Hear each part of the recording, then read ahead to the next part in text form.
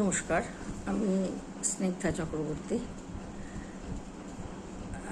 আমি আর আমার মামাতো ভাই আমরা দুজনে মিলে এই স্নিভাস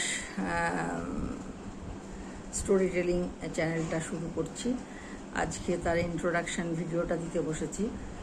যেহেতু আমার ভাই বর্তমানে জলপাইগুড়িতে আছে, তাই সে আসতে পারেনি। আমি একাই দিচ্ছি তারটা এবং আমারটা। স্নিভাস, আমার নাম স্নিগ্ধা চক্রবর্তী, তার স্নেহ, এবং আমার ভাইয়ের নাম ভাস্কর লাহিড়ী, তার ভাস। এই যে স্নিভাস স্টোরি টেলিং। তো আমার কথাটা বলি। আমি কোনোদিন আবৃত্তি শিখিনি। আমি আমার বাবাকে দেখেছি। আমার বাবা খুব কবিতা পাঠ করতে ভালোবাসতেন এবং আমাকে শেখানোরও তার খুব ইচ্ছে ছিল, কিন্তু অত বছর আগে পাড়ায় পাড়ায় কবিতা শেখানোর জায়গাটা হয়ে ওঠেনি আর কি। গান শেখা, তবলা শেখা এগুলো যেমন ছিল, নাচ শেখা, কিন্তু এটা ছিল না। তাও একজনকে বাবা খুঁজে নিয়ে এসেছিলেন, কিন্তু উনি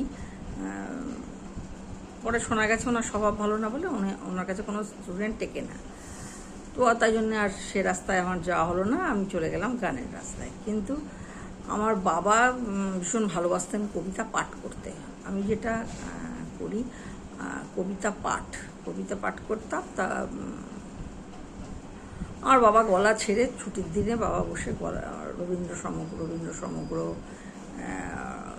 সুকান্ত সমগ্র, রবীন্দ্র রচনা বলি, এইসব নিয়ে উনি বসে গলা ছেড়ে কবিতা পাঠ করতেন এবং সেটা শুনে আমরা খুব ভালো লাগতো এবং আমার একটা ইচ্ছেও ওখান থেকে জেগেছে আর কি।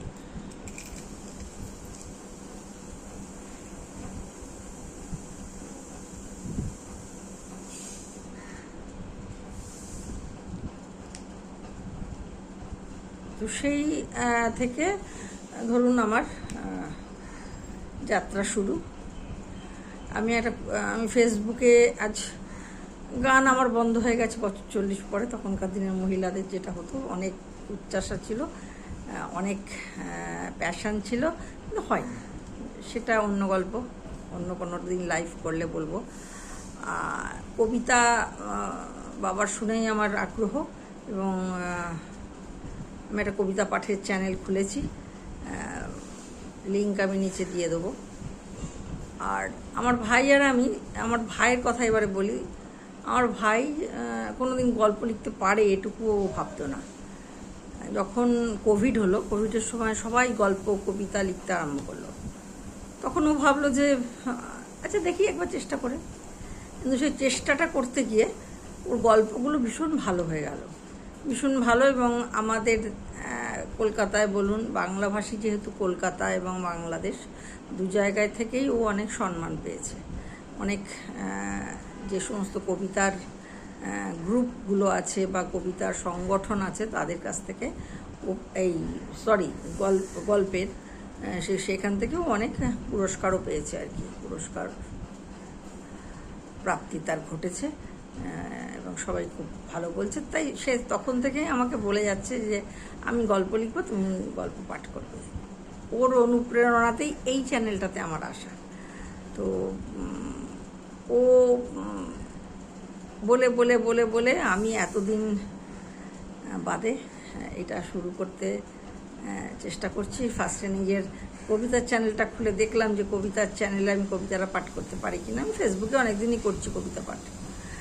তারপরে আজকে থেকে এই চ্যানেলটা আমি শুরু করব। আমি আজ সোম, বুধ, শুক্র, আমি শরীর অসুস্থ না হলে আমি একদম চেষ্টা করব রাত্রে আপলোড করে দেওয়ার। সোম, বুধ, শুক্র 3 দিন, সপ্তাহে 3টে করে গল্প, 3টে গল্প, অথবা ধরুন একটা বড় গল্প তার 3টে পার্ট এলো, পার্টে ভাগ করে এলো, পার্ট 1 পার্ট 2 করে আমি লিখে দেবো।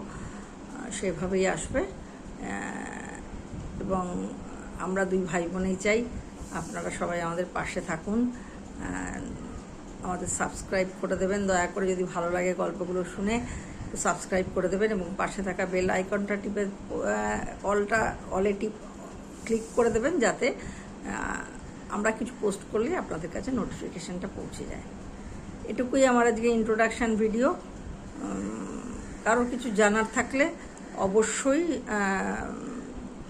কমেন্টসে জানাতে পারেন, আমরা তার উত্তর দেব, অবশ্যই দেব। আজকের মতো নমস্কার।